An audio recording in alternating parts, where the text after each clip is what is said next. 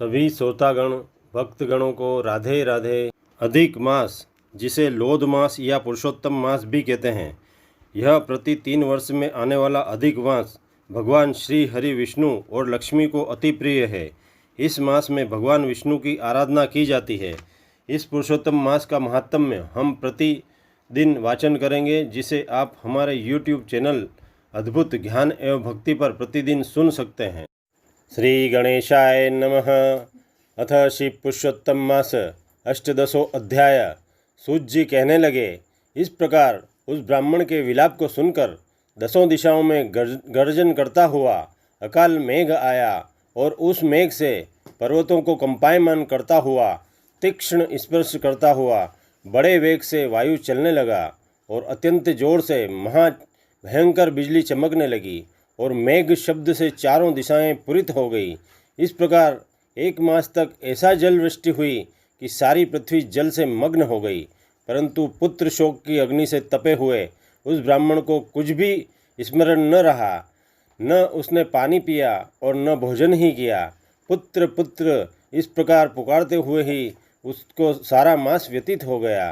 वह मास श्री कृष्ण भगवान का प्रिय पुरुषोत्तम मास था। सो अनजाने में ही उस ब्राह्मण से पुरुषोत्तम मास का पालन हो गया, जिससे अत्यंत प्रसन्न होकर भगवान श्री कृष्ण प्रकट हुए। उस समय मेघ बरसना बंद हो गया। फिर उस ब्राह्मण ने श्री कृष्ण भगवान को देखकर शीघ्र ही पुत्र को पृथ्वी पर रखकर स्त्री सहित विलाप करते हुए कृपा सिंधु भगवान को दंडवत नमस्कार किया और हाथ जोड़कर श्री कृष्ण भगवान के आगे विलाप करता हुआ बैठ गया।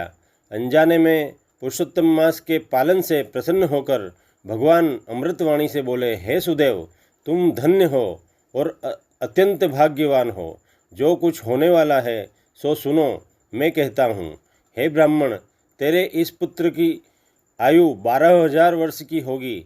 हे द्विजोत्तम, तेरे को सुख देने वाला यह पुत्र होगा, इसमें कोई संदेह नहीं है। मैं तुम्हारे द्वारा अनजाने में की गई पुरुषोत्तम मास की इस सेवा से प्रसन्न होकर तुम्हारे पुत्र को अभय जीवन दान देता हूँ। नारायण कहने लगे, हे नारद, भगवान के इतना कहने पर उस ब्राह्मण का पुत्र जीवित होकर उठ बैठा और ब्राह्मण और उसकी स्त्री दोनों ही पुत्र को देखकर महा आनंदित हुए और देवताओं ने भी पुष्प की वर्षा करी। श्री सुखदेव जी ने अर्थात उस तोते ने उन दोनों ब्राह्मण ब्राह्मणी तथा श्री हरि को नमस्कार किया और गरुड़ भी पुत्र सहित ब्राह्मण को देखकर अत्यंत प्रसन्न हुआ।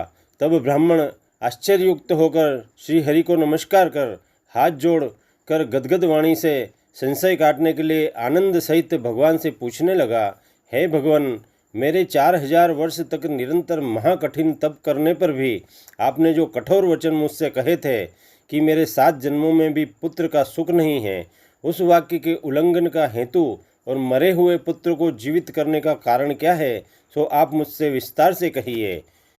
इति श्री पुरुषोत्तम मास अष्टादशोऽध्याय समाप्त।